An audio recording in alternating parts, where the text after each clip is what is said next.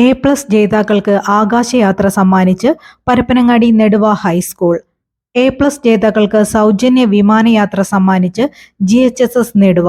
SSLC പരീക്ഷയിൽ എല്ലാ വിഷയങ്ങളിലും A+ നേടിയ തങ്ങളുടെ വിദ്യാലയത്തിലെ വിദ്യാർത്ഥികൾക്കായാണ് സൗജന്യ വിമാനയാത്ര സ്കൂൾ അധികൃതർ ഒരുക്കിയത്.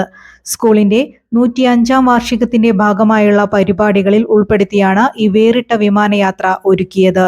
വിദ്യാർത്ഥികളിൽ പലർക്കും അവരുടെ ആദ്യ വിമാനയാത്രയായതിനാൽ ഏറെ ആവേശജനകമായിരുന്നു ഈ യാത്ര.